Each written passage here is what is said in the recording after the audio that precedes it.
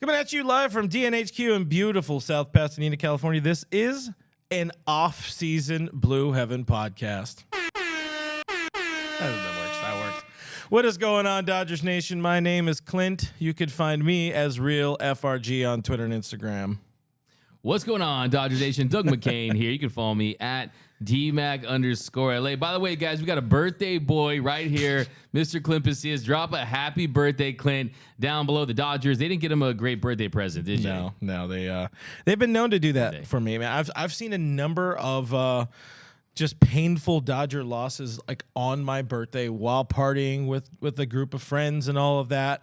I could still throw back to like one of my more favorite terrible recent moments or recent memories of that. Remember the Miguel Montero homer off of Blanton and was at 16? Yeah.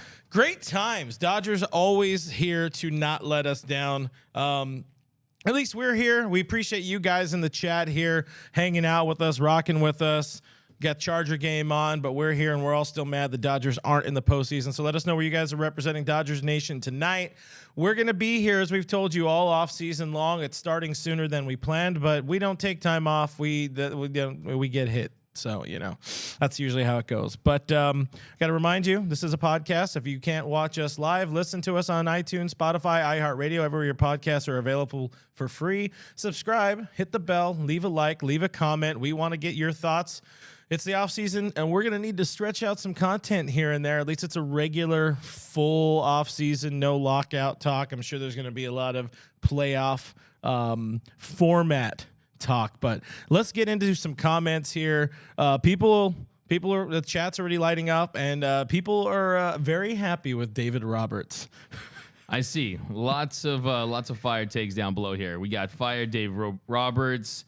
We got Fire Dave Roberts from Aldofa. We got Hey Boys from Diane Shooter. Tuning in from Correa Roach over there. Yobaseo. So, yeah, everyone's upset. At least the Braves lost Rebecca. Hey, misery loves companies. That's what they say. Hey, so Dodgers and Braves are playing in Cancun right now. That's what I saw, man. Yeah. Hey, listen. I got two schools of thought on it. So anybody who's not, massively or maximum online like we are, it's kind of our job. We have to see all the things. There's some kid who's running an account on Twitter. It's called MLB Cancun, and they're doing a mock NLCS matchup between the Dodgers and the Braves, and it's pretty damn hilarious. So that's cool, but also it's like you got nothing better to do with your time. I guess not. Dodger fans right now kind of don't, but kudos to you, and also clean your room. That's all I got. Jacob Hertz checking in. He said, "What's up, Dodgers Nation?" Neil on YouTube says, "First, Daniel Braun, I'm still pissed." Adam Scott says, "Still mad, not sad." What do you got? We got Adam 818 says Cancun on 3. 1, 2, 3.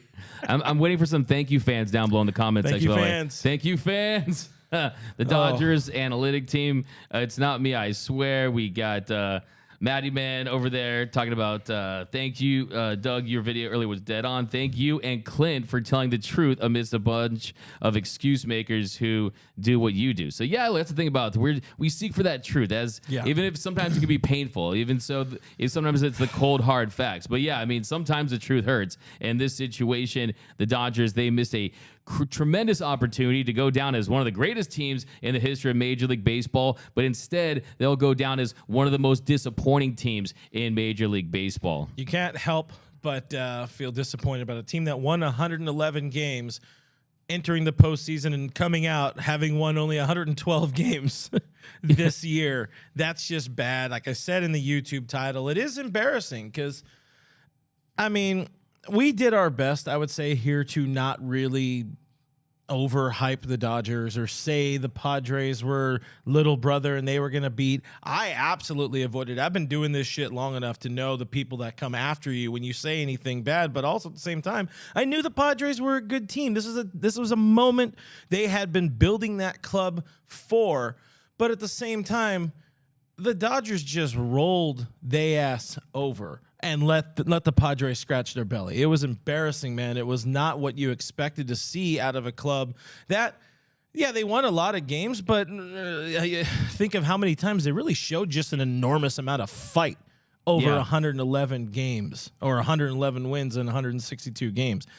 This is a team. This is just what this team is. It's not an exciting team. It's not a rah-rah team. You can even get Dave Roberts to get his fucking ass thrown out from terrible call after terrible call by umpires. And sure, they went both ways at different times, but there's a moment where, as a leader of a ball club, whether you want to call yourself the leader as the manager, the leader as the the highly paid right fielder, or the veteran third baseman, or the soon-to-be free agent shortstop, if you want to be that leader and you want to say, hey, I can help this team win, I'm gonna throw a Molotov cocktail figuratively in the clubhouse after a Game 3 loss and say, what the hell are we doing?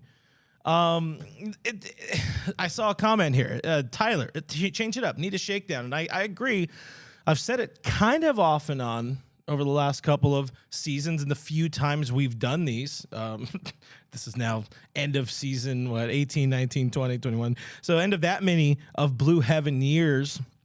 And we've done more of these exit shows than we have real shows. And usually the narrative is like, there's not a spark. There's not something, that the 20 team was magical, but you know what? They were still playing on regular season time there. That interesting way to put it. Interesting way to put it. Yeah, I mean, look, the reality here is, look, we all love the Dodgers. We all bleed Dodger blue, but let's just call it what it is. This is one of the biggest choke jobs in the history of sports.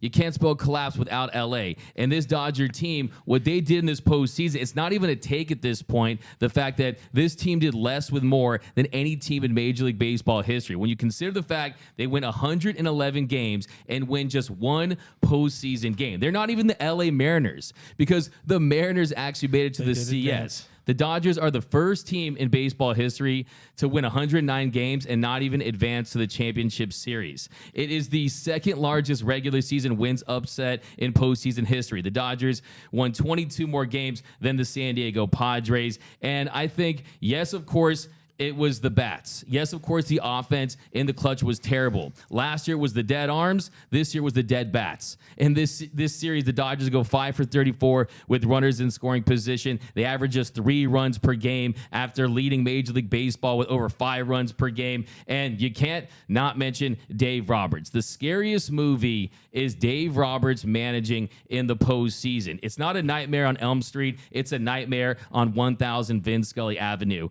And Dave Roberts, we're going to get into some of the decisions that he made, but I think it's also those intangible things, not getting the team fired up. They look lifeless in the dugout. You just said they didn't have that passion, that grit, that intensity. Do you think that's overblown, or do you think that's a legitimate reason why they didn't win this series?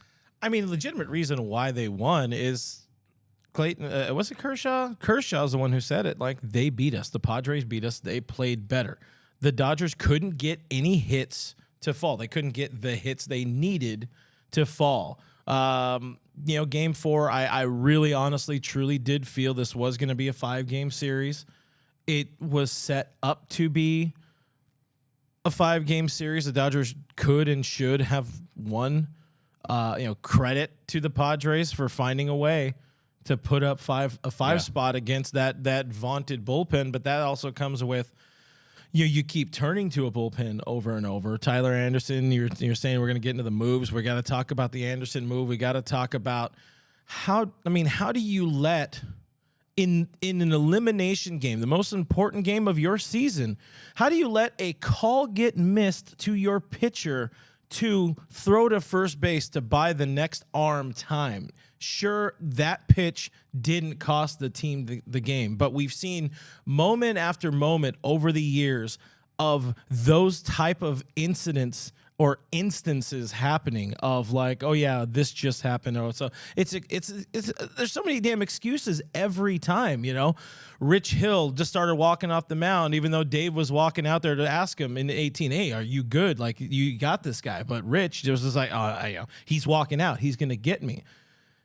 Clean up the communication in the postseason. I think it was the LA Times guys. They put out a video and they were talking about how egregious a moment like that is, and a failure and messing up communication right there. How do you let that happen when you have like 15 coaches on the damn team? You have I think it was Jorge Castillo who said it. Like, you have a game management coach or whatever the hell it is. Like, you don't let that happen. That is a moment.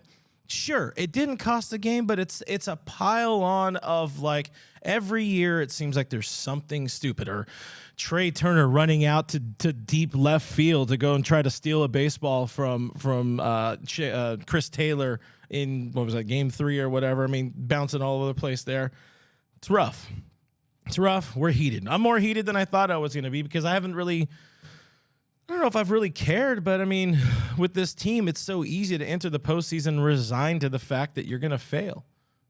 Yeah, I mean, like you just said, I mean, those are inexcusable errors. Those are errors that are just about having basic communications. Like when your parents tell you, use your words. You just got to use your words. You just have to communicate in those situations. And I think what happened was the moment got too big. The game got too fast for Dave Roberts and some of these guys. They just couldn't deal with the pressure. And that's what we saw during this series. And look, this doesn't take anything away from the San Diego Padres. The Padres played a hell of a series. They outplayed the Dodgers in every single phase. They outhit the Dodgers. They outpitched the Dodgers. They outmanaged the Dodgers. They also, just rewatch the games. Anytime something good for the Padres happened, that dugout was going crazy. The Dodgers dugout, Freddie Freeman gets that double. It's like, it's quieter than a library. Okay. I mean, this team was not in sync the entire series. And I almost think that they thought, was this a regular season series? Was their season on the brink? Because the Padres went into this series knowing it was their biggest moment in their franchise's history,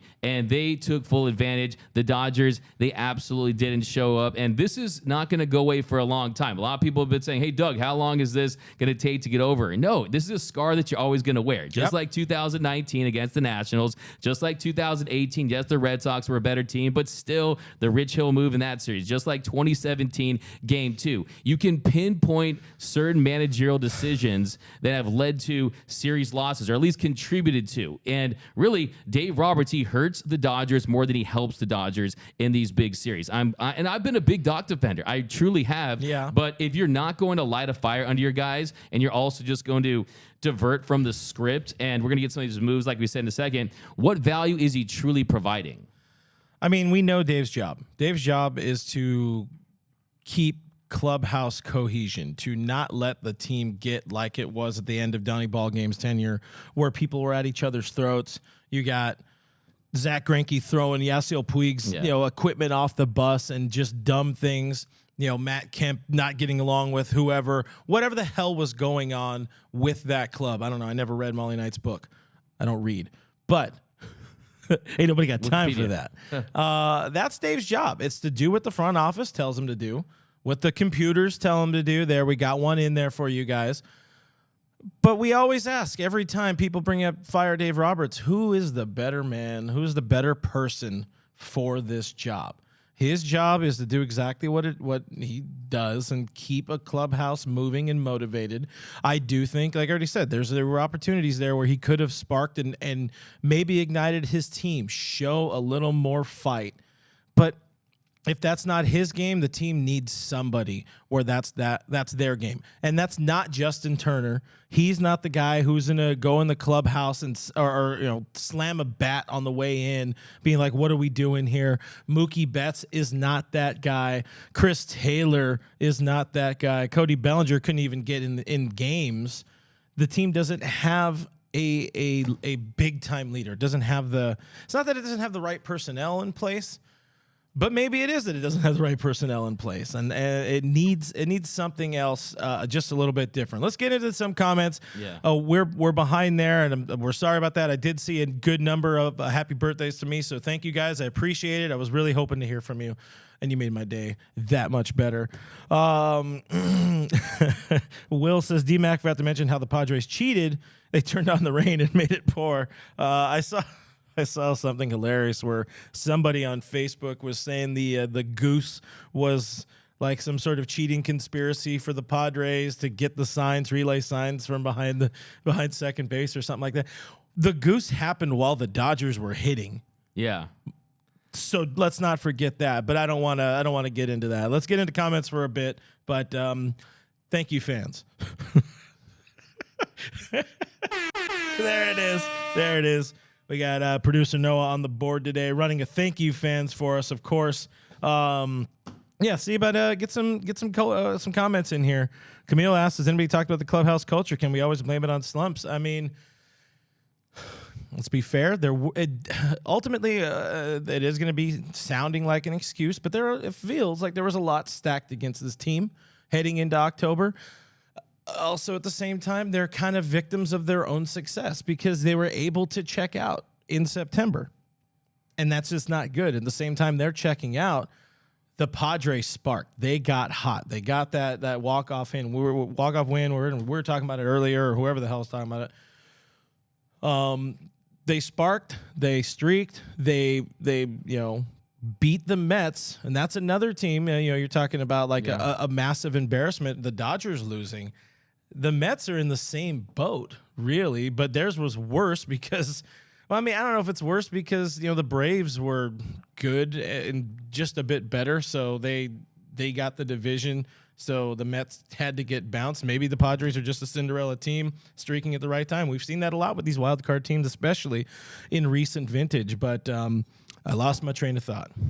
No, yeah, I mean, you're absolutely right. I mean, there's a difference between an excuse and an explanation. But for this team, I'm not going to make them any excuses. I'm really not to. Just look at that 1998 Yankees team that won 114 games. Guess how many games ahead of the Red Sox they finished in that division? They won that division by 22 games. The same thing with the Dodgers. If you can't get yourself ready and get up to play postseason baseball and you can't deal with the pressure that is playing for the Los Angeles Dodgers, then this is the wrong team in the wrong market for you. And it's as simple as that. Now, there's a lot of players on this roster that have had a lot of success, a lot of champions, MVPs, all-stars, but for whatever reason, they did not look ready to play this series. They didn't look like they respected this Padres team that they had gone 14-5 against, that the run differential was over 60 runs. I mean, absolutely dominated this Padres team in the regular season, and I think they said, hey, we're just going to coast. We're going to beat them easily, and they couldn't even force a Game 5. They couldn't force a Game 5. So, yeah, the reality is I do think that in the clubhouse, you do need to have those leaders that say, hey, we're not going to let us get pushed around. We're going to be able to take a punch and get off the mat and respond. And they didn't do that all series long. And you really just have to point to that clutch hitting. They created opportunities, but they just weren't able to get that big hit. And we know in the postseason, that's what it's about. In the postseason, it's a back alley brawl. It's a street fight. Regular season, it's a different story. And if you look at the investment the Dodgers have made in their franchise, yes, you pour a lot of money in your team. That's a good predictor of regular season success, but it doesn't necessarily mean you're going to get it done when it matters most. We've seen for decades in sports, talent does not always translate to titles. Yeah. It's about there's a good luck factor involved with it. A couple people in the comments saying Camille said there's no dog in that dugout. We had another one that said they need somebody who has that dog in them in the locker room. That's more in line with what we're talking about there. And I know, again, I'm way behind in the comments. My bad there. We need a dog. It happens. It happens with this show. They do need that dog. They need that spark. They need something. We'll get off of that narrative and that thread for a little bit and kind of move it around, change it. There were moments where, you can point to the luck because there was, I don't remember the exact base situation, but I know there was runners in scoring position, and I know Mookie Betts came up there, and I know he hit the shit out of the ball. And Manny Machado, top 3, maybe the second best, maybe the first, maybe the best third baseman still in baseball right now, made a hell of a play, made a game-saving play for his team. And, there were a number of those moments. And on the other side, Dodgers just were not playing clean baseball. And you've had all this time. You had time between the end of your, it's a good season, really odd, ugly end to the season. It is what it is. Be ready, come out fighting. They did win Game 1. And when they beat Kersh, when the Pods beat Kersh in Game 2, that's where I got worried. Yeah, that definitely was a major warning sign, especially when you consider the fact Urias didn't pitch his best in Game 1, allowed those 3 runs, went just 5 innings. Kersh, he grinded and gutted his way through 5 innings in Game 2, didn't have his best stuff, but it wasn't a sustainable path to victory in the postseason. They weren't going to continue to beat teams like this where you just get 5 innings from your starters. And Tony Gonsolin wasn't even expected to go 5, I think, at best, maybe steal a few innings innings there at the beginning of the game, then go get right into Heaney. But this plan, yes, the bullpen had the depth, but still, I mean, when you're not getting the production from your offense that you're used to getting, you don't have a big margin for error from your pitchers. So, yeah, I think that the Kershaw start was definitely concerning. I mean, he was a couple base hits, a couple bad pitches away from really having the choke Shaw narrative resurface. Thankfully, he was able to make the most of it, and towards the end, you could have got another inning from Clayton Kershaw. He should have gone 6.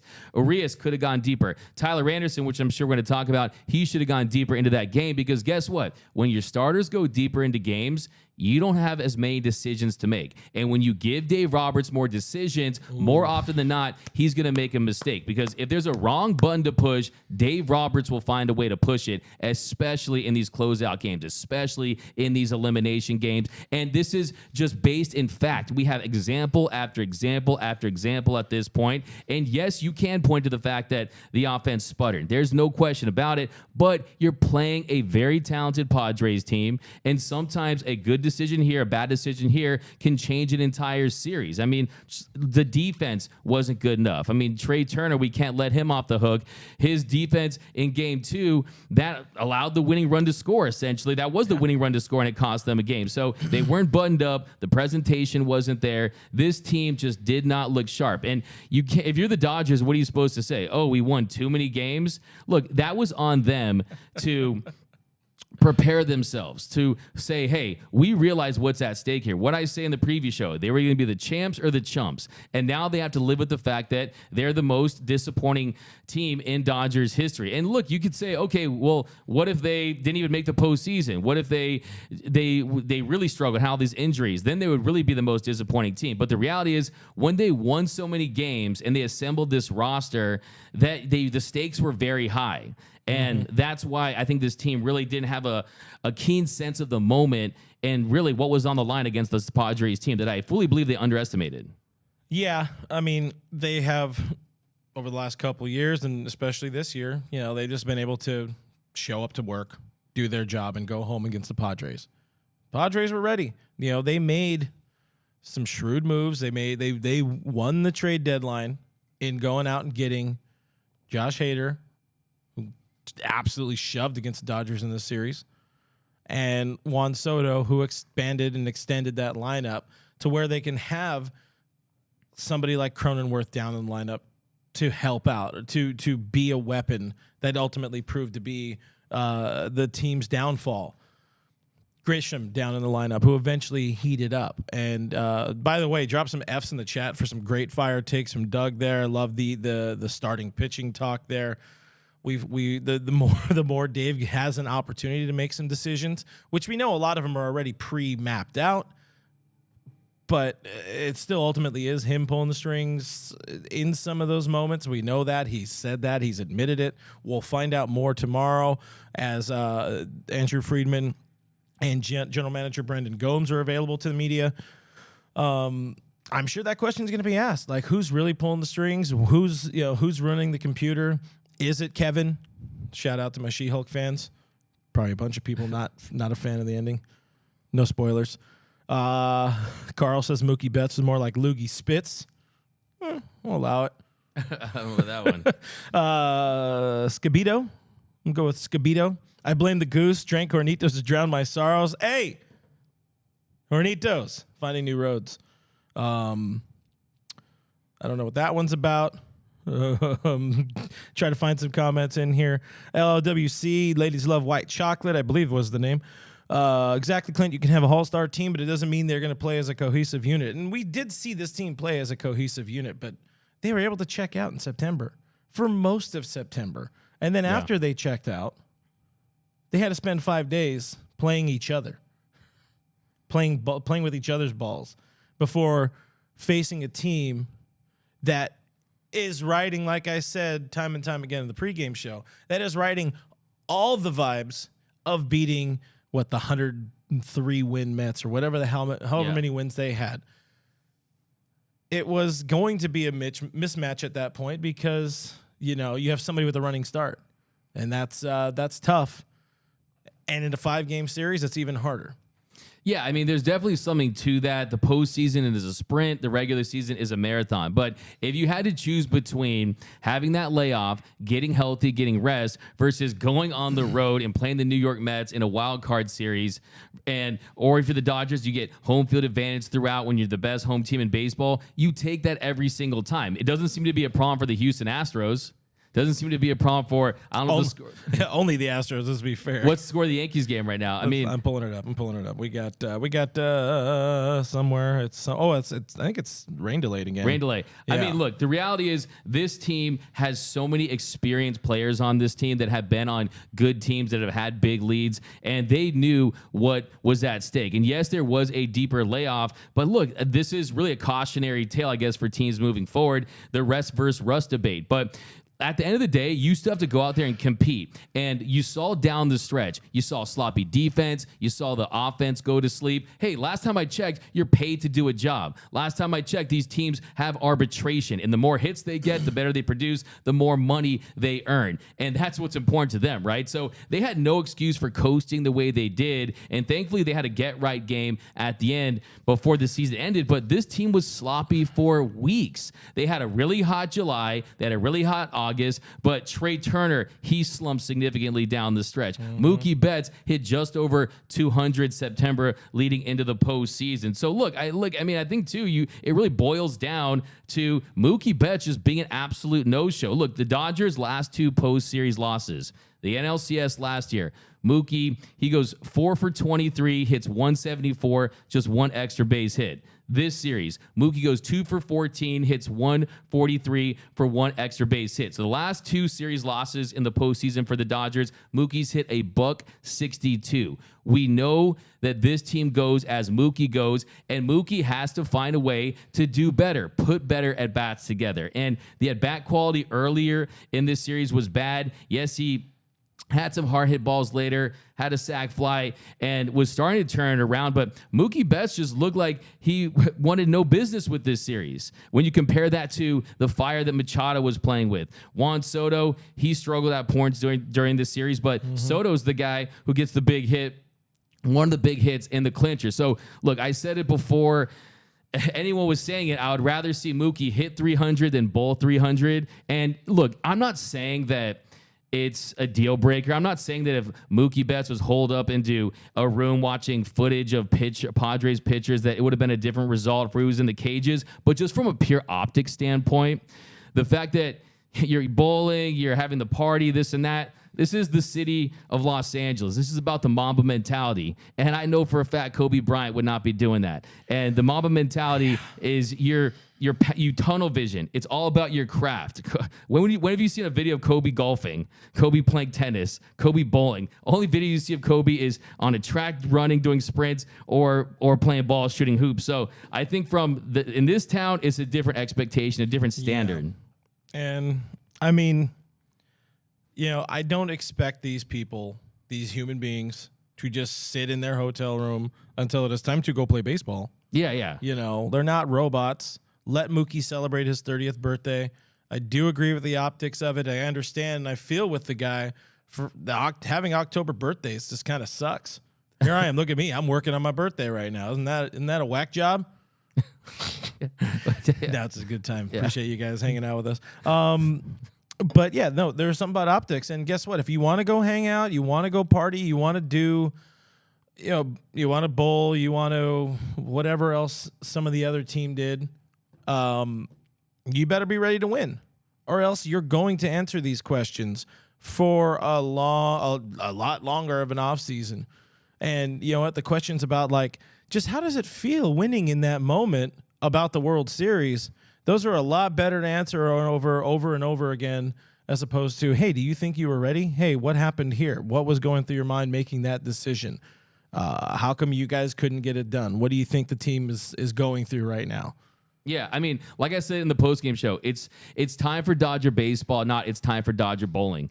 And I think when you look at this team, tearing into my guy Mookie. Look, no one, you guys know Mookie's my guy. Mookie is my guy. I agree. But, again, this is bad timing and it's bad optics. But I just think when you are the star of the Los Angeles Dodgers, you are the franchise player, a $365 million man. he was a no-show. It was Milkbox Mookie this series. He did not do enough at the plate to be that table setter, to be the spark plug of this offense. And it's disappointing because we saw the reason why the Dodgers won the 2020 World Series was Mookie Betts. When Mookie Betts scored a run in the 2020 postseason, when Mookie scored a run, the Dodgers were 13-2. The success rode through Mookie Betts. And I think that for him moving forward, he has to realize that it comes with the territory of playing in this big market. He's played in Boston, he's played in LA, and you need the big three to succeed. So I'm fully confident that Mookie's going to hopefully take this as an opportunity to motivate himself in the offseason, to motivate himself to say, hey, this is unacceptable. And, hey, if Mookie Betts has a better series, a couple of hits here and there, I think there's a chance that the Dodgers have more success. I'm getting word from producer Noah. What do we got? So I got 2 comments here. The first one is from Thomas Workman. He says DMAC for manager, so that's a good one. I like it. But our second one is from a little while ago from Ash Gaming. He said it's not luck the Dodgers need. They need a Kobe, a guy or two that will hold everyone else accountable for their failures. Ooh, I like that. Accountability. They need accountability, buddy. So who do you think is that guy? I mean, I'm really curious to see what you had to say there. Who is that guy? Shit about it when I said it a year ago. Here it comes. When I talked about a guy that has that dog in him, that will say dumb shit in front of the camera to defend his team, even if he is wrong. Carlos Correa has that dog in him. I think there's a lot of us in this postseason that checked out on Trey Turner. I think the game got too big for Trey Turner at times this postseason. You saw some awkward-looking plays on defense.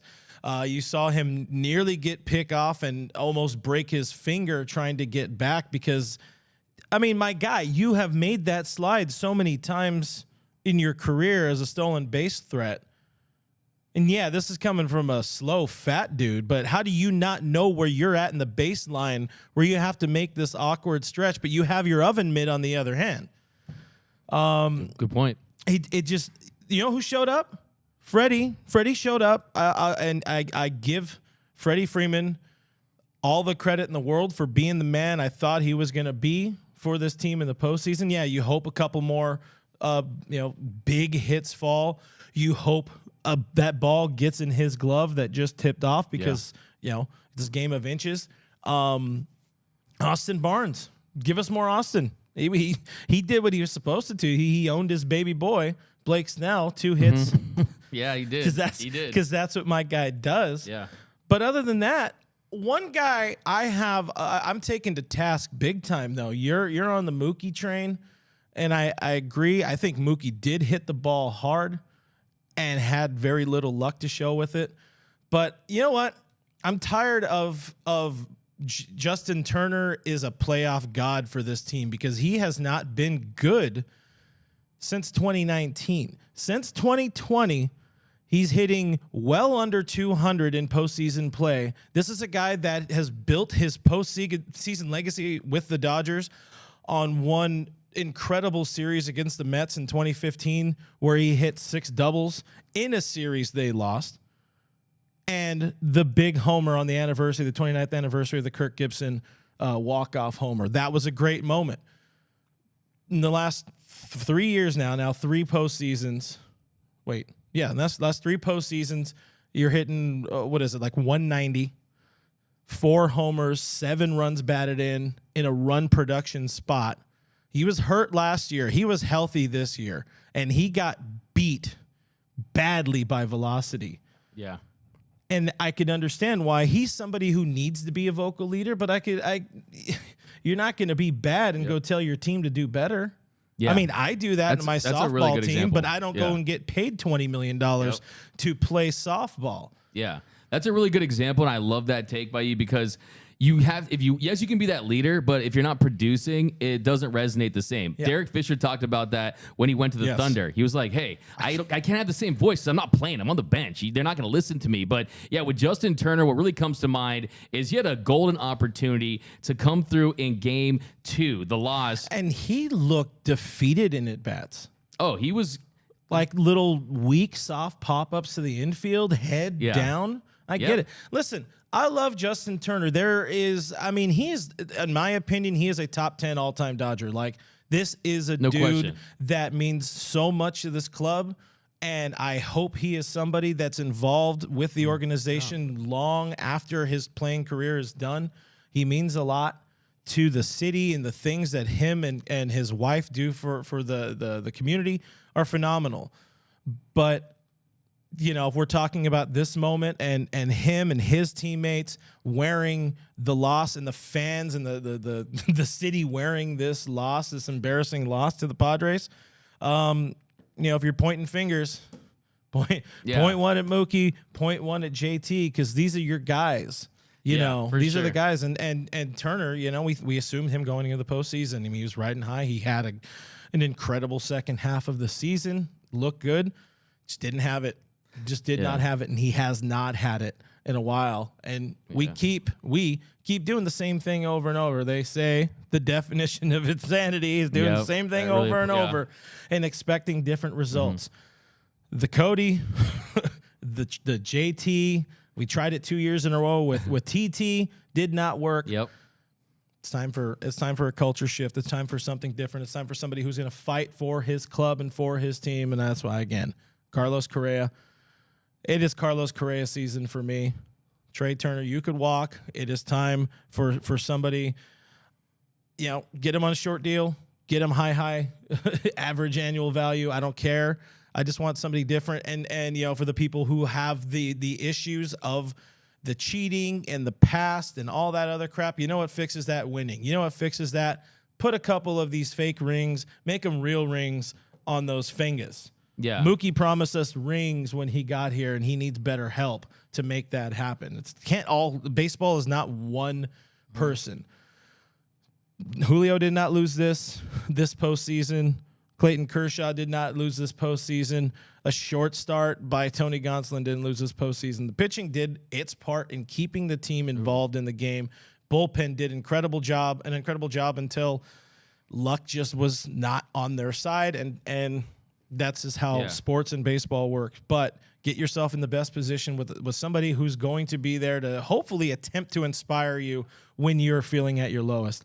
Don't just wait till you're down 3-1 in a bubble to send a text to each other and then go out and score 11. Yeah. Give me somebody who's going to throw some shit. If you don't know the facts, look, when it comes to Carlos Correa, I think, one, would he even want to sign with the Dodgers? Because you would have to think that he's a guy that... I like money. Exactly. I mean, if they're willing to pay him and outbid any team for him, maybe he does sign with the Dodgers. I used to say that I don't want to see Carlos Correa in a Dodgers uniform, even if it's on Halloween. But he's a guy where, under the right circumstances, if Trey Turner walks, if they're unable to sign any of the other big-name free agents, the Aaron Judges of the world, Mark Feinsand said today that the Dodgers might just let Trey walk so they can go after Aaron Judge. But they're going to have to bring in some new life, some bigger stars, and really not some bigger stars, but just new blood just to shake things up for the sake of shaking things up. Because what do you tell your fan base? Did you tell your fan base, hey, we run this back and it doesn't matter? No, you say thank you, fans. You say thank you, fans. You just say thank you, fans.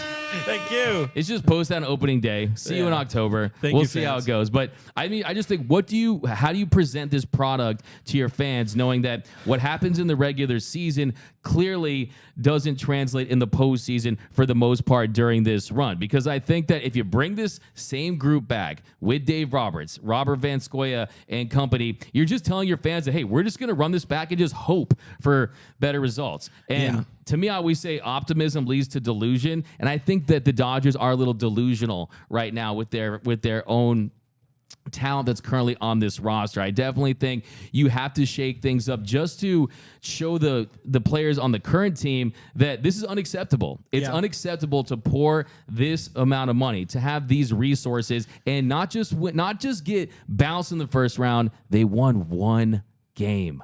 One single game after winning 111 games. And I don't want to hear that, baseball is a crapshoot. No, they just played like crap.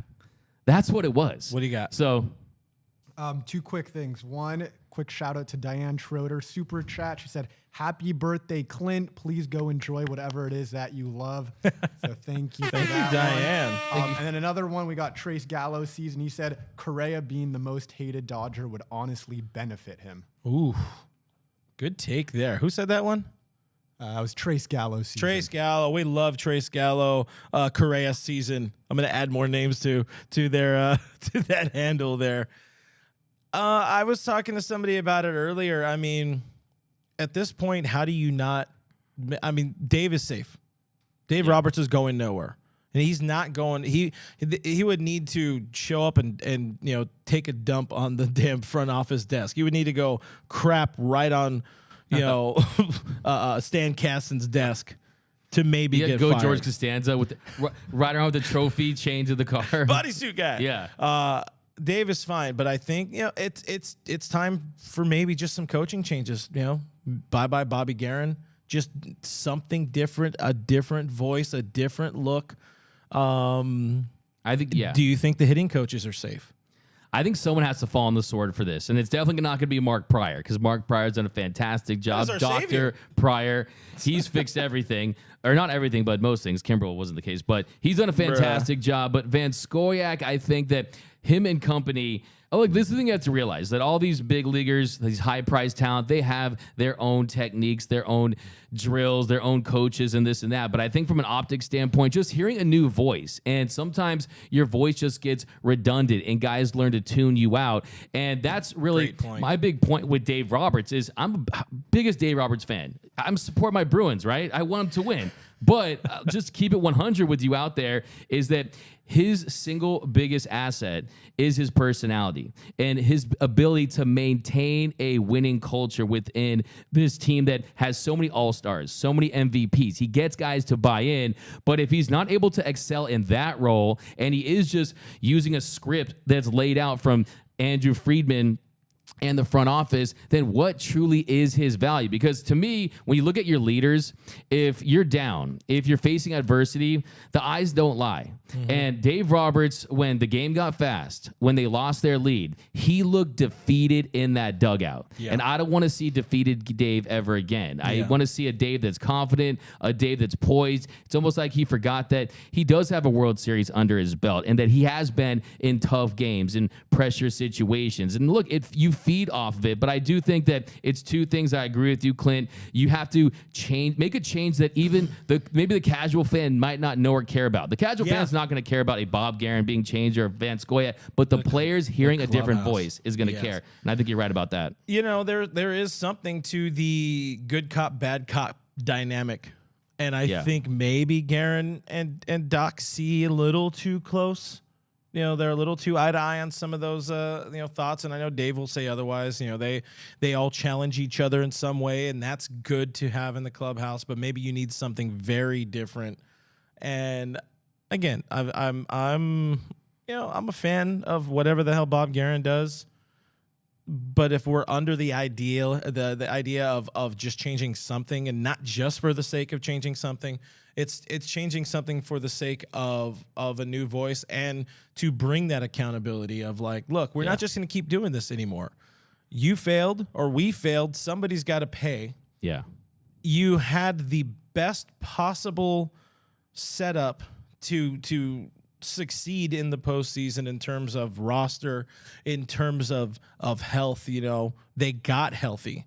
They got healthy to end the season. You had a couple guys on the roster you didn't have in the final game of the season, which is another question you brought up a number of times towards the end of the season. Like, how do we know that these guys are just going to roll in and be good? Yeah.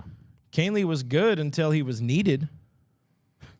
And then it went bad. Yep. Dustin May didn't touch a baseball.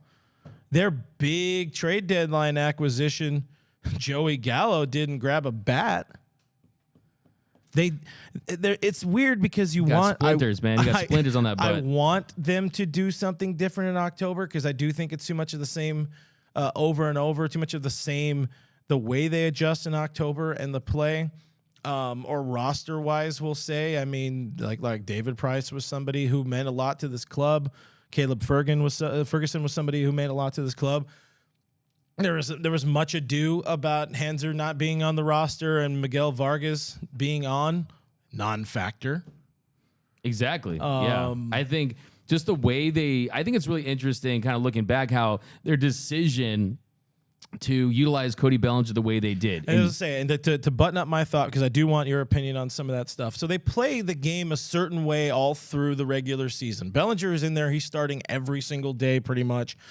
Joey Gallo's in there. He's getting starts. You go out and win 111 games playing a certain way. And then it went to October. Let's be real. You know, I fought for, we battled for Trace Thompson to get in there. It was kind of apparent the moment got too big for him in game one. And yeah, you know what? He found his way on base. He did some things, but he also looked a little shaky, a little uncomfortable in the outfield at times. You know, you got to be ready to pull the plug a little bit sooner in October. But I think just the complete, like the drastic change in terms of how you won games in the regular season and now changing the strategy there in the postseason. You know, I mean, realistically, the same goes with pitching. Because Tyler Anderson should have been out there in the sixth. The regular season, he is out there in that sixth inning. He's probably, possibly, potentially, maybe going 7 innings. He was cruising. Yeah, man, might have been a complete game. Who knows? Now I'm playing. You change things. You need to change things. You need to be able to adjust in a series for sure. We saw the Padres adjust. We saw the Padres listen to Big Papi and his, you know, you got to do something different against your daddy. Yeah. Well, they did. Daddy got their ass beat. They did. No, that's a great point because Bob Melvin, he changed his lineup. Yeah. You saw the way he managed Hill. You saw the way he managed his bullpen. You saw their approach against Tommy Kahnle the second night of a back-to-back, how they looked a lot better. They were a little more patient against him. They were finding their hits against him. And I think that with Cody Bellinger, he wasn't successful. He goes 1 for 7. They were attacking him and getting him out like teams usually do, elevated fastballs, sliders away. But Cody Bellinger was crescendoing to really hopefully having an impact. And when it comes to Thompson, he made that diving catch. He made the stop on the Grisham single, just holding him to a single. And he had a single. He had a walk to start rallies. But you really deviate from the plan that really got you there. And having Joey Gallo, I mean, he's probably got a lot of splinters on his butt. He's on the bench the entire series. I mean, why make that move? You're not going to at least try to see what he can do because this team, the home run ball wasn't there. The slug was not there. And if you have Joey Gallo and you're not going to try to at least see what you have, and Miguel Vargas as well, I mean, they just weren't creative. They just said, hey, we're just going to throw these guys out there, this lineup that we're comfortable with. If it works, it works. If it doesn't, it doesn't. Whereas in the other dugout, they were making some smaller moves on the margins that I think really helped them in this series. I really liked what Bob Melvin did. It really makes you wonder if Bob Melvin is the manager of the Dodgers, are they playing baseball tomorrow? I mean, I think that old school approach where you trust your guys. I mean, what does it say where if you're in the Dodgers bullpen, what does it say if you're a Dodgers starter? Well, you don't trust me? I mean, I thought Dave Roberts does an interview with Tom Verducci during the game, and we're talking about Tyler Anderson, the guy who's got that dog, right? He's got that ex-dog. He's the guy that had thrown over 95 pitches in a game 5 times this season. He threw 123 pitches in that game where he was trying to pitch a no-hitter against the Angels. And he said he was ready to throw 150 if they needed him to that night. Thank you. 86 pitches, and you take Tyler Anderson out, and then you tell Tom Verducci, we think that he gave us everything he had. That wasn't everything that he had. And I just think that put the wheels in motion for this bullpen to start crumbling because that to me was the inexcusable managerial decisions by Doc, because you put in Chris Martin, a guy that, so this is the thing. So let's just backtrack a little bit. Want to kind of chew on this for a second. So Dave Roberts and company, they say, hey, Kimbrel's not going to make the postseason roster, and because he doesn't have a role, because he can't be the closer. So we're going to go closer by committee. And then after the game, you say, we're keeping Evan Phillips to get the final 3 outs. Yeah. So that's not closer by committee. No, that isn't playing the matchups. You saved him for the 8th or the 9th inning or whatever. The game was there. The game was there. They had Brusdar warming up the inning before. They didn't go to him. Yancey was a dude who missed pretty much the final 2 months of the season. He hadn't done enough when he was with the team to warrant that spot, in my opinion. I'm a big-time Yancey guy. You know, hey, he got Machado out. It wasn't all him, obviously, because Kahnle was a guy who was not with the team. You know, Yancey earned that spot more when he came in. Kahnle didn't have it. Vesia got beat and he was brought into an awkward situation. I mean, it's 9 times out of 10 that inning goes a different way. It's tough, but all of that inning doesn't matter if Tyler Anderson is out there for one more. No, which he should have been. Absolutely. And look at Melvin when he pulls Hill, right? Look at when in that inning you bring in Yency Almonte, he falls behind the count 2-0 to Kim. He gives up that double. He just wasn't effective enough, and we haven't seen Yency in those situations. He's been fantastic this year, but you give him clean innings. The Dodgers weren't managing that game like there was no tomorrow. In that situation, I understand. I can forgive Doc for Tommy Kahnle not having it because he was effective. He was lights out since returning. But once you realize he doesn't have it and you got runners on base, you got to go to your best reliever. We call him Fireman Phillips for a reason. And that was when the game was on the line. And then Yency gives up the double to Kim, gives up the single to Soto. And then, I was able to get Machado swinging, and he got Drury to foul to first. But, I mean, the Dodgers look silly. The Dodgers, it was embarrassing to have Yency throw one pitch to Cronenworth, and then you're missing signs to try to throw over to get him to allow him a couple more minutes to warm up. That's an egregious failure right there. The fact that you're in that spot, that inning, it got out of hand quickly, but you still saw it building. You got 2 spots for pitchers to throw in the bullpen. Like, that there is no tomorrow if you don't win that day. But do you and Evan Phillips and again, Dustin May did not touch a ball. There's going to be a lot that doesn't sit right with this series for a while. So much to unpack. We have a long time Daniel, I think Daniel's getting what really wants us to talk about what's the manager's name? Dave Roberts. What's his name? Because he's been commenting in there, and again, we keep saying it. Daniel, there it is. Y'all are missing the reason we lost this season. It wasn't because of a fat bird, drone, or not trying. So, Daniel, do enlighten us, because we're interested. We want to know. Gary says this team is embarrassing. That loss was embarrassing. The team was fun. Like Clayton Kershaw said, I like winning. But you got one? Got a super chat here from either Jesus or Jesus. He said, analytics only work long-term where things average out, not in a sprint race. San Diego played small ball, and LA only follows a map/script. Thoughts on that? I mean, that's when we actually before this series even started, when the Mets and Padres hadn't played yet. What I say, I call it the Bluagio, and I said that when you're a casino, you have the house's edge, but on a shorter sample size, the chance of you beating the house increases. So yeah, I agree with that 100%. And look, the bottom line is these games aren't played on paper. You have to get a balance of everything. Yes, you want as much information as you possibly can, but all of us out there, I had my neighbor. He's like, this is the first game I tuned into all year, and he said, why'd they pull Tyler Anderson? He was cruising.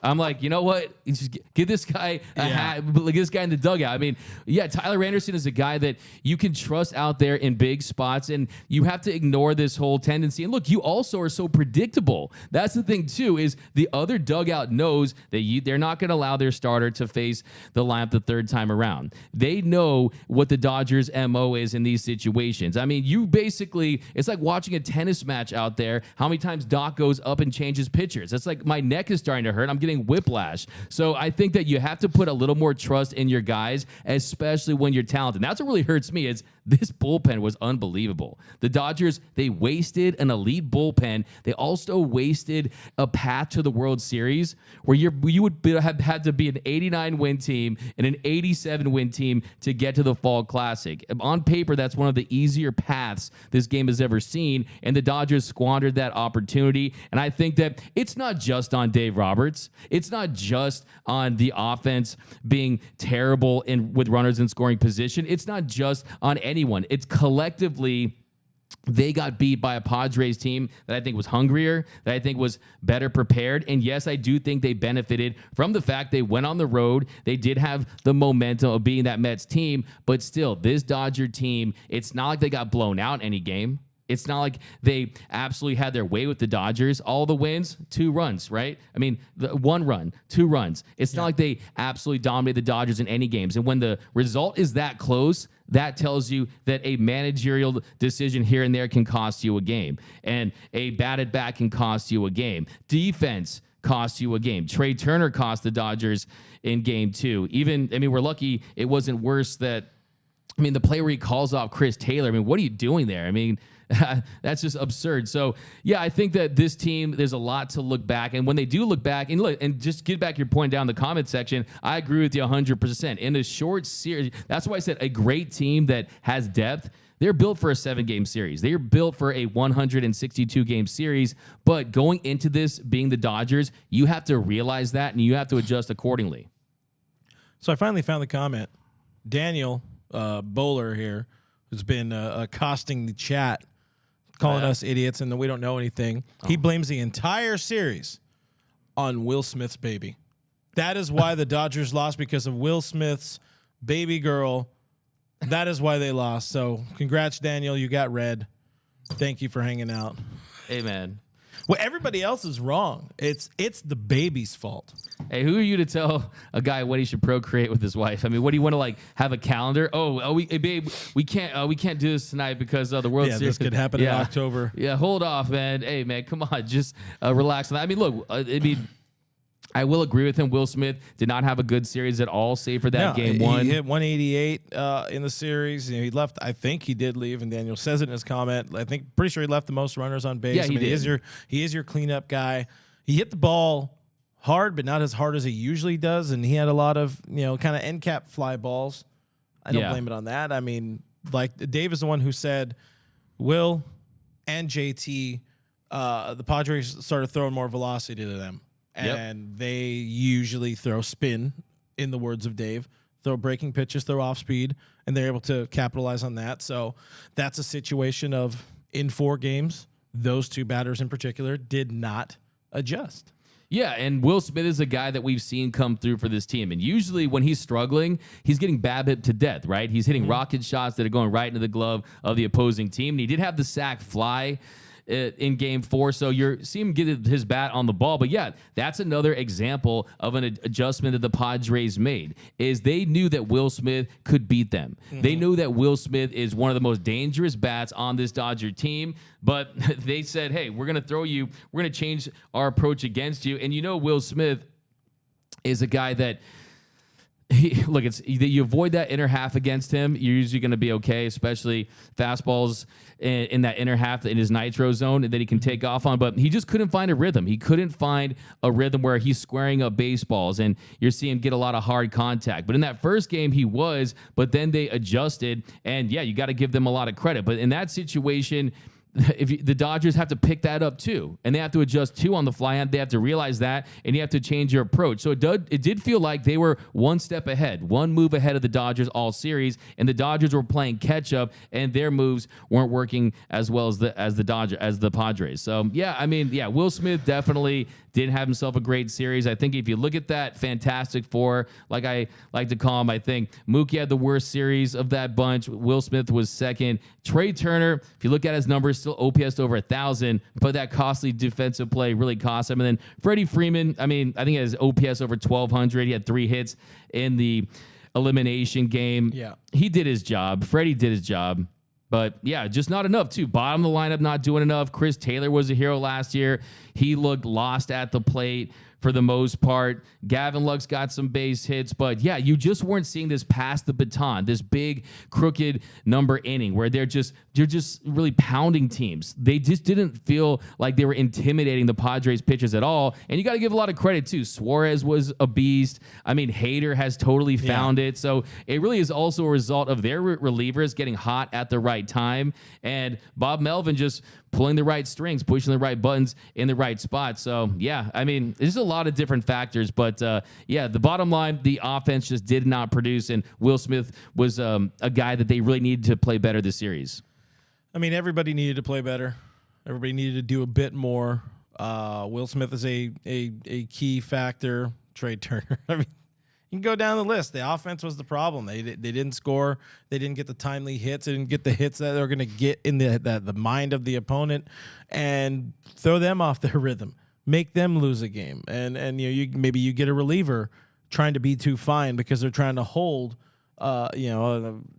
whatever, let's say a 5-2 deficit. They're trying to hold it there, and they give up another run and get insurance. There was no insurance. You know, they got the big 3-run inning there in the was at the 6th, and then missed an opportunity to potentially make it 5. Could have easily made it 4.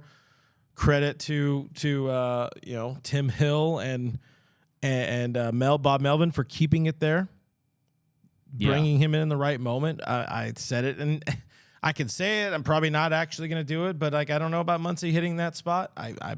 What's the point of having Miguel Vargas? You know, give me somebody who can get wood on a bat or on a ball, get at the outfield, because those runs just mean so damn much. Yeah. And Max looked immediately overwhelmed against him, and that nasty sweeper. You know, they just, it's frustrating, man. That was rough. It's frustrating. Yeah. I mean, in your opinion, so I wanted to ask you, as you know, I had some questions and thoughts that I wanted to get through, but this was all just off the cuff, working with you guys. So we appreciate the comments all stream long. We probably should be getting out of here because we got plenty to talk about over the next few days, few weeks, few months. Like Cody Bellinger, more Trey Turner, Justin Turner, should he be walking? Is this the most angry Dodger fans have been during this era of success? You did the post-game shows. Oh, yeah. You did a very ugly one in 19, and you've done a very ugly one on Saturday night. Is this the most angry? I would say without question, 100%. I have not seen Dodger fans react this way, and I'm the guy who did the post-game show after Game 5 in 2019. I'm the guy that did the post-game show after Game 4 when Doc didn't do a great job managing that one. So, yeah, absolutely. I think it's a different type of anger, though, because it's more despair. It's more sadness. I think the anger came at, we can win. Like, it's just a bad decision here and there. Now it almost feels like Dodger fans feel like this is just, they're numb to this. And the sad thing about that is when that happens, you become less interested. And I think Dodger fans, they're the ones that are done with Dave Roberts. This is the final straw. This is it. They want nothing to do with Dave Roberts. I think that the interesting thing for me is the big takeaway from the Dodger fans' reaction in this situation is they're turning on Mookie Betts. I've never seen this much tension and vitriol towards Mookie Betts. And how many times during the season do we see the tweet when he does something good? Mookie Betts is a Dodger. Yeah, thank you, Boston, life. Right? Yeah. So it's really changed, and I think that these fans are hungry for another World Series title. And I think, too, the other big takeaway based on the comments, and there were a lot of them, is fans really coming to grips with, hey, 2020 didn't suffice. Even if 2020 had been a 162-game regular season, I still think that the Dodgers should have more than one World Series to show for the amount of resources that they have poured into this franchise. But yeah, it was angry. I mean, you have people telling me, Doug, I have trouble sleeping. How am I supposed to sleep? How am I supposed to eat? Like, just really dark thoughts. And I had fans telling me that the rain during the game was actually Vin Scully and Tommy Lasorda's tears. Okay, so it definitely got dark on the post-game show. But, I mean, based on what people said, there was a positive therapy session in the end. So I'm glad that people took it as that, because the reality is this. When you feel that way, you almost have to feel good about the fact that you love something that much. Yeah. And that this is a pastime. It's probably one of your top hobbies if you could choose to do anything. I saw someone on the tweet yesterday say, hey, Doug, it's the first 7-10 without Dodger baseball of the offseason. Like, things like that. I mean, this is a way of life. And it really is. I mean, for people who are as vested or invested into it like all of us. I mean, we're two people that are fans that just happen to be lucky enough to make this our job. And we appreciate you guys for allowing that, because we love being here talking crap and talking good about this team with you. But, you know, every day, yeah, we're looking and watching the game and trying to find some sort of headline or story or something to talk about. What, you know, from that, what went wrong, what went right, what this means for the future. But at the same time, we're also watching like, hell yeah, this team, you know, it's hard being in the press box sometimes because you can't be the fan. You have to be, you know, on the line of being a professional. But we're fans. This is what we want to see. This is how we spend, you know, time hanging out with our family. Yeah. And you know what? You got family, you got a brother, you get pissed at your brother for not taking out the trash. Justin Turner didn't take out the trash this last week. You know, something. It's getting stupid for sure. But I agree, man. And you know, we all ride and we all die with this team, and it sucks that we had to die in a way right here. But hopefully something actually useful and tangible comes from it. A change. Yeah, I think it needs to happen. It can't be the same team again because we've done it. It's 10 years. There hasn't always been the same dudes, obviously. Only one dude left from the team 10 years ago, and that is Clayton Edward Kershaw. And guess what? He's on the bubble. You know, you don't know if he's coming back. And you bring him back, guess what? You're going to have to assume he's going to miss a month, 2 months next season. So you're going to have to ride with Ryan Pepio getting some starts and some Michael Grove, and you're going to have to hope that, like this season, he happens to be just not hurt at the right time. Yeah. But all of that, he still went out and threw 5 innings and gave up 3 runs, kept his team in the game, but it was a game that he lost. Yeah. And again, there's the Trey Turner. I don't think he's back. Cody Bellinger, I've been saying this for months. He's not back. Non-tender. It's the easiest decision this team is ever going to make. He is not worth $17 million. I said in an article this morning, maybe if it's like a 2 years and $12 million deal or something like that, maybe you get something done because of what he's meant to you. But he's had, in a way, 2 legacy contracts, you know? Yeah. 20, not a good year. 19 or 21, much worse. This year, not much better. That's just who he is, and we were laughing all earlier today when he's gone. He's gonna go win an MVP for the Giants or something like that because he's either going to Arizona or San Francisco. That's just what I see. But it's going to be. I've said it. I think each of the last few off seasons. It's going to be an off season of drastic change, dramatic change, and I think at this point in time, we're all ready for it. In the past, 19, it hurt. It was sad to see guys like, it's the end of the ride for Freezer. It's the end of the ride in blue for Rich Hill. In 20, at least Kike, Jock, they got their rings. They had their opportunity. 19, I already said 19, the rug got pulled out, but it was mostly Dave's fault. Yeah. 21, it was obvious. This one shouldn't have happened.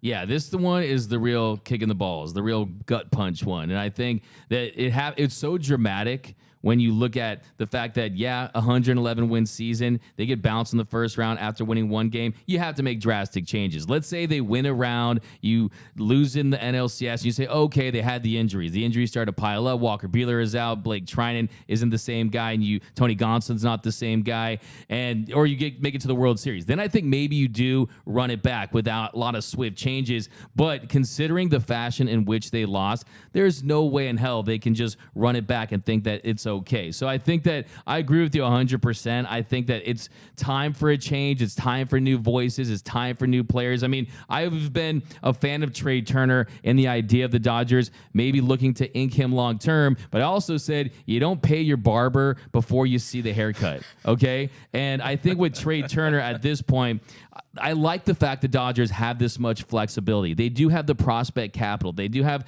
the flexibility, the financial resources to go out there and make some big changes. And you look at, they only have 4 guys under contract past next season. So if they do want to bring another high-priced free agent or make a deal and flip some of these prospects like they did for Mookie Betts before the 2020 season, they are going to have those options. So it's going to be very interesting to see what they do. You're going to see a lot of new faces next season, and a lot of these core guys that we've seen throughout the years. The Cody Bellingers. I mean, Clayton. Think about this. This time next year, we could see a Dodgers team without Clayton Kershaw, Cody Bellinger, and Justin Turner. Wild. And it's just wild. And maybe it's time. I think I'm a dude who does. I don't like change, but I also don't like these shows. Yeah. I straight up don't like these. I would much rather be celebrating and being happy drunk. Yeah. with my friends. Hey, I don't know about you, but your boy loves some change. That's an opportunity for like 10 videos. You can explore the jersey swaps. I'm a big changes guy. Changes is my favorite Tupac song, my favorite David Bowie song. No, but yeah, I mean, I think that it's gonna come naturally though, and I think that we'll see. Does Clayton Kershaw want to come back and go through the grind of this whole experience? So, yeah, I mean, the way this season ended, we're kind of still in shock right now. I don't think we're completely processed what exactly happened. And it's going to get worse tomorrow when there's baseball being played. Yeah, I was just about to say that once you see the Padres in game one, not even. I mean, we're just was it corporate bondage? Corporate bondage. Like once it's gonna.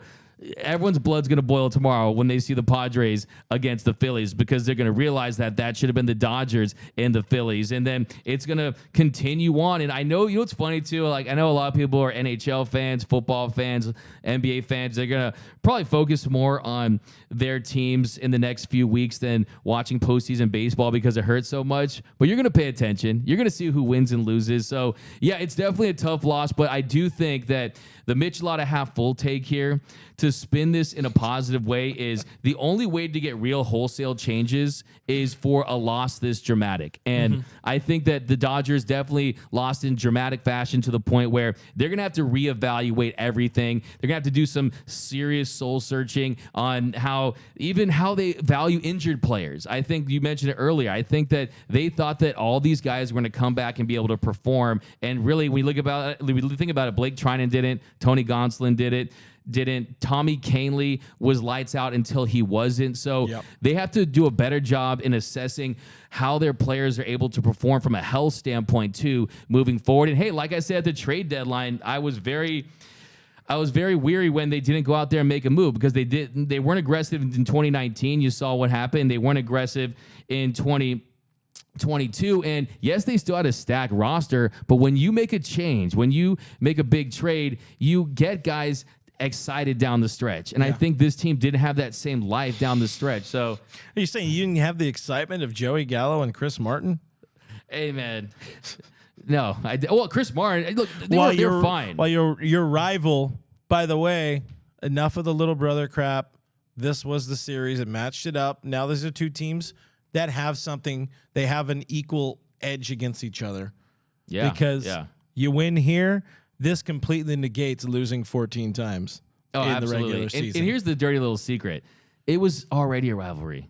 Because this is the thing. By definition, it is because they're in the same division. But still, I used to ask Dodger fans. I'm not saying it's ever going to be on the level of the Giants versus the Dodgers, because the difference between the Dodgers and Giants rivalry is it doesn't matter what their records are. It doesn't matter who's on the team. You care about losing or beating the Giants no matter what. The Padres is a rivalry right now because of the talent that's on that team, because they have postseason history now. I always compare it to the Lakers-Kings rivalry of the early 2000s or the Lakers-Suns rivalry. It's like, yeah, you don't care about those rivalries anymore, but at the time you really did. So you can't tell me that even before this series that there wasn't just a little extra when these two teams faced off. But hey, what did everyone say? I heard everyone out there say, hey, it's not a rivalry until the Padres take something from the Dodgers, and they have absolutely taken something from the Dodgers, and they might have taken away a World Series title. So yeah, game on. It's definitely a rivalry, and we'll see.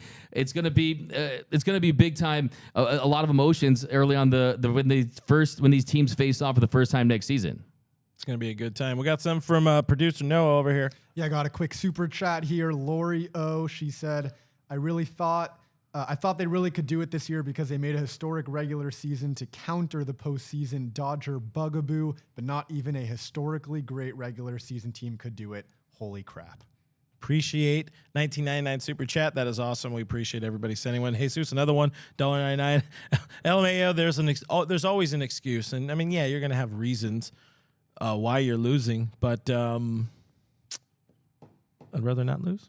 Yeah, losing is not fun, especially a Dodger loss is dark.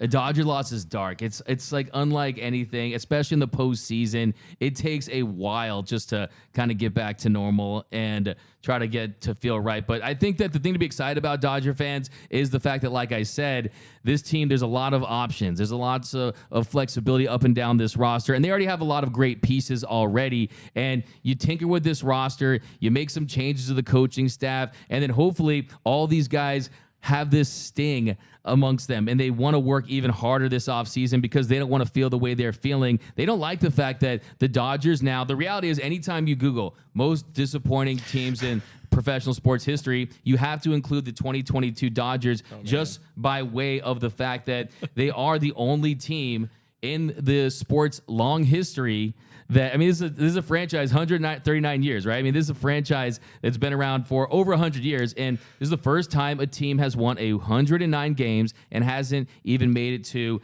the league championship series. So, yeah, it is on paper. It's not a debate that they are the most disappointing, underachieving team in baseball history, but that doesn't mean that it wasn't a good year. I mean, I don't like the fact that people are saying that the regular season didn't matter, because I don't know about you, but I like driving here to work the next day thinking about the win from last night.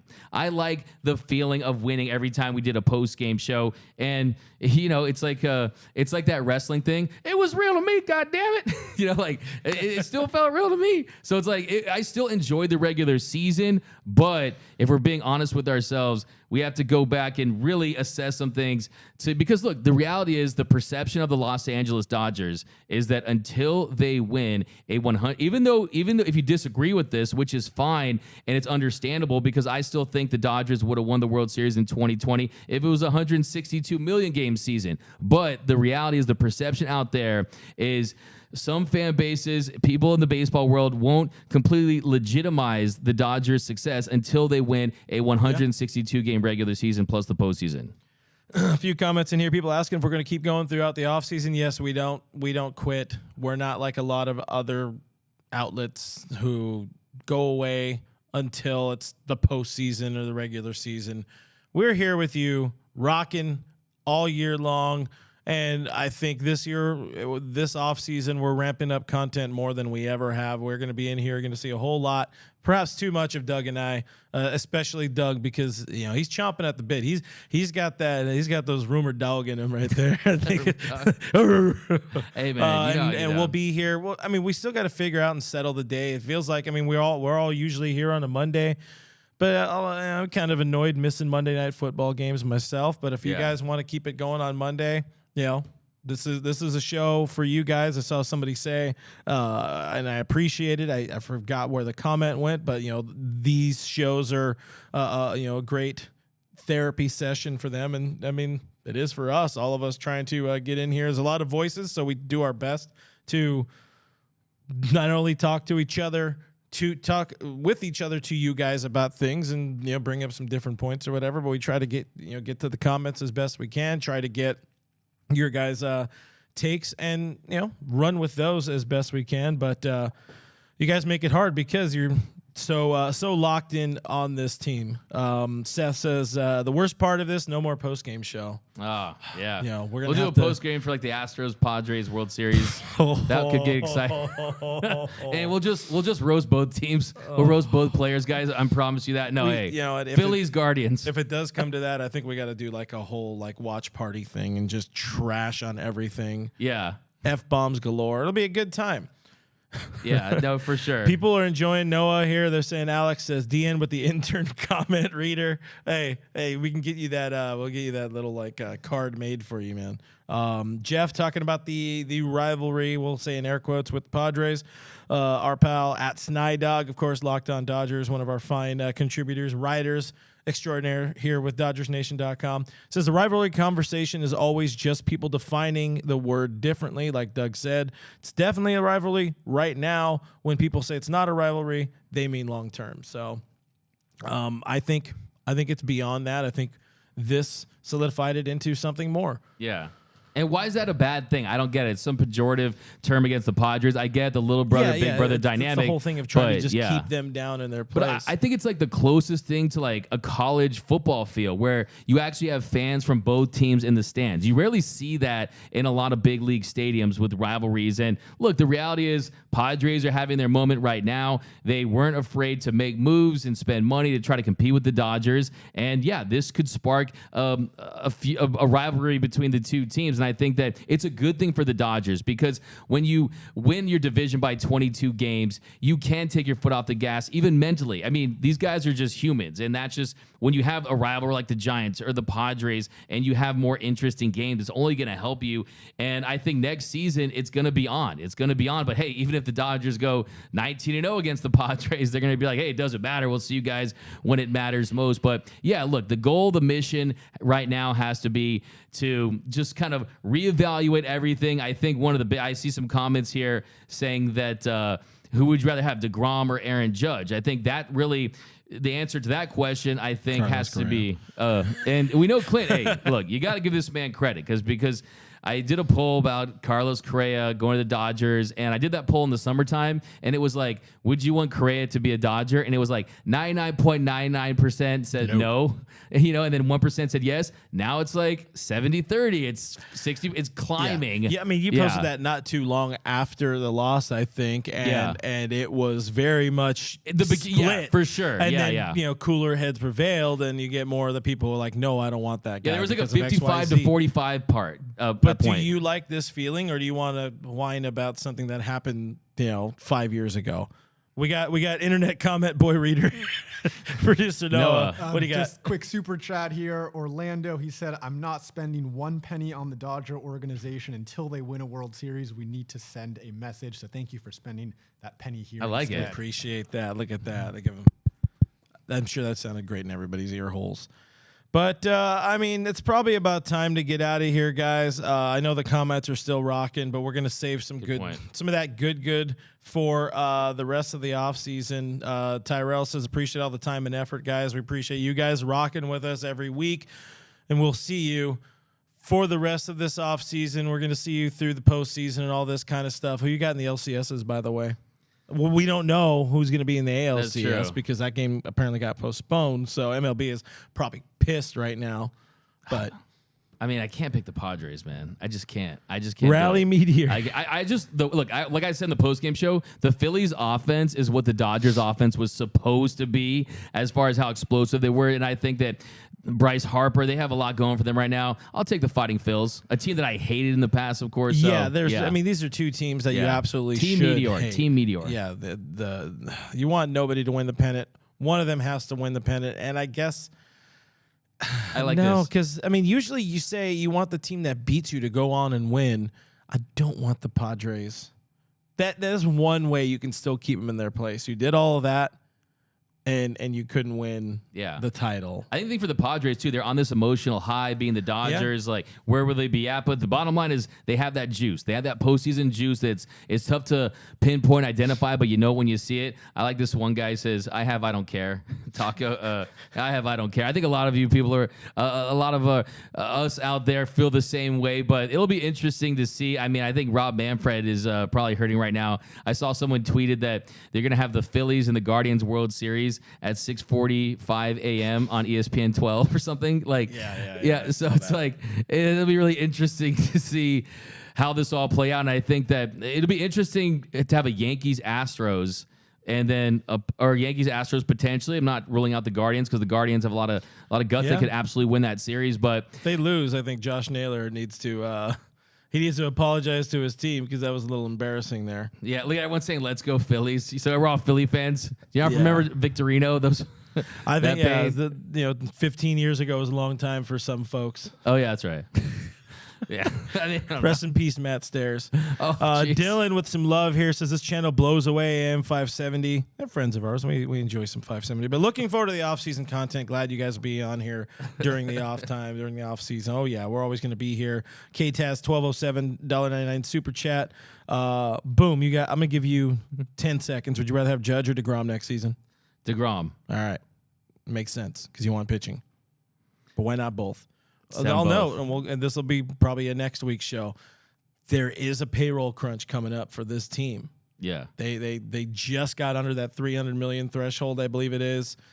Things are going to be a changing a good Lights bit. out starters, baby. That doesn't mean like, hey, you get to just drop like 3 or 4 dudes and then go fill that same payroll, because I think there's going to be there's going to be something different. And don't sleep on James Outman. Can't get him out, man. I mean, he's not on Judge's level. I mean, I'd love to have Aaron Judge. I mean, he'd be great. I want to see him have a show here, like Judge. He has so many opportunities, but I just fear he's going to sign with the Yankees, so I don't want to get my hopes up. Everybody's going to the Giants, including Cody Bellinger. But guys, we appreciate the time. I'm going to sign out for real this time. I guess we're all saying, besides Rally Meteor, go Phillies. Who you got? I want none of them. They're all just so bad. If I had my P's and Q's about it, the one team I care the least about is Cleveland. Yeah. And I'd like to see them come back from that, or finally rebound from that 3-1 the deficit from the 16 postseason where the rain and they helped. hate the Yankees. They do. They're fans.